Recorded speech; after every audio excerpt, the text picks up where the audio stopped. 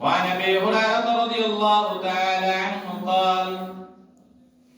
قال رسول الله صلى الله عليه وسلم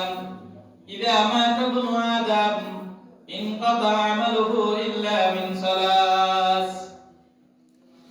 হযরত আবু হুরায়রা রাদিয়াল্লাহু তাআলা আনহু থেকে বর্ণিত তিনি বলেন রাসূলুল্লাহ সাল্লাল্লাহু আলাইহি সাল্লাম ইরশাদ করেন ইদা মাতা ইবনু আদম যখন কোন বনি আদম মারা যায় ইন্তেকাল করে যখন কোন মানুষ মারা যায়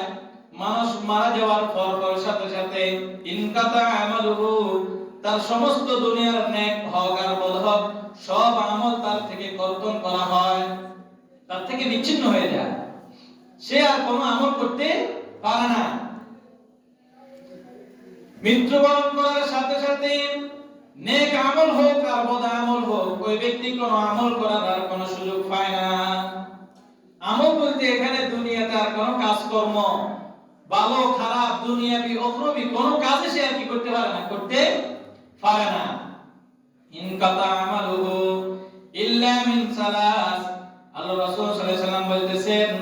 ওই মানুষটার জন্য শুধু তিনটা বস্তু থেকে যায় রয়ে যায় সে আমল নিজে ব্যক্তিগতভাবে যদি করতে নাও পারে কিন্তু তার রেখে যাওয়া কিছু বিষয় আছে এগুলোর মাধ্যমে তার জন্য আমল অটোমেটিক্যালি যেতে থাকে অটোমেটিক্যালি তার এই আমলের সওয়াব যেতে থাকে তিনটা জিনিস কি সাদাকাতিন জারিয়াতিন এক নম্বর হলো সদকায়ে জারিয়া আপনি যদি কোথাও কোনো সদকায়ে জারিয়া করে যান বলো হুজুর সদকায়ে জারিয়া তো সারা জীবন নাম শুনছি আমরা সদকায়ে জারিয়া বলতে আপনি মাদ্রাসা নির্মাণ হচ্ছে কোথাও ওখানে 1 লক্ষ টাকা অথবা 50,000 টাকা বা 10,000 টাকা তহবিল অনুযায়ী দিয়ে দিবেন কোনো স্বার্থ নাই মাদ্রাসার ছাদ বিল্ডিং টিন গ্লাস অথবা মাদ্রাসার গ্রিল বা টাইলস বা ইলেকট্রিকের সামান যেটা দরকার আপনি দিবেন যতদিন এই প্রতিষ্ঠান থাকবে মানে আমি আপনি চলে যাব কিয়ামত পর্যন্ত এই প্রতিষ্ঠান থেকে যাবে ওই প্রতিষ্ঠানে যত হাজারো ছেলে মেয়ে লেখাপড়া করবে ওই লেখাপড়ার একটা অংশ ভাগ সওয়াব আমার আমলনামায় থাকবে আমি মারা গেলে ওইটা বন্ধ হবে না এটাকে বলা হয় সদকায়ে জারিয়া দুই নম্বর হলো আও ইলমিন ইয়ানতাফিউ বিহি অথবা এমন কোন বিদ্যার জ্ঞান রেখে যাওয়া যেটা দ্বারা সে নিজেও উপকৃত হলো এবং পরবর্তী প্রজন্ম যারা আসবে তারাও যেন তারা উপকৃত হয়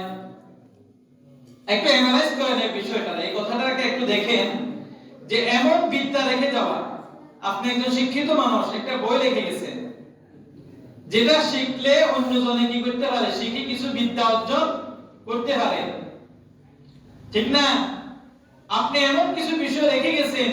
যেটা অনুসরণ করলে মানুষ জ্ঞান অর্জন করতে পারে তাহলে এটা হলো যে জ্ঞান সে নিজেও উপকৃত হলো অন্যজন এটা পড়ে অনুসরণ করে সে নিজেও উপকৃত হচ্ছে এই বিদ্যা দ্বারাও করে কেউ উপকৃত হলে অটোমেটিক্যালি তার সওয়াব যেতে থাকে এরপর হলো 3 নম্বর আওয়ালাদিন সালিহিন ইয়াদউ লাহু হাদিসটা পড়ার উদ্দেশ্য হলো এই অংশের জন্য অথবা কোন নেক সন্তান রেখে গেলে যে নেক সন্তান আপনার জন্য দোয়া করে যে নেক সন্তান আপনার জন্য দোয়া করে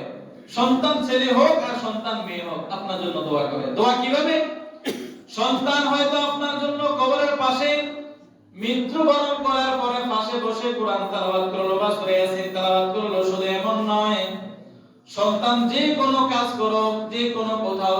থাকুক না কেন কিন্তু সন্তানটাকে আপনি কোরআনের হাফেজ বানিয়ে দিয়েছেন সন্তানটাকে একজন দ্বীনের রাহবার আর আলেম বানিয়ে দিয়েছেন ওই সন্তান যতগুলা কাজ করবে সওয়াব অটোমেটিক্যালি আপনার জন্য যেতে থাকবে আর এটাই হলো আপনার জন্য দোয়া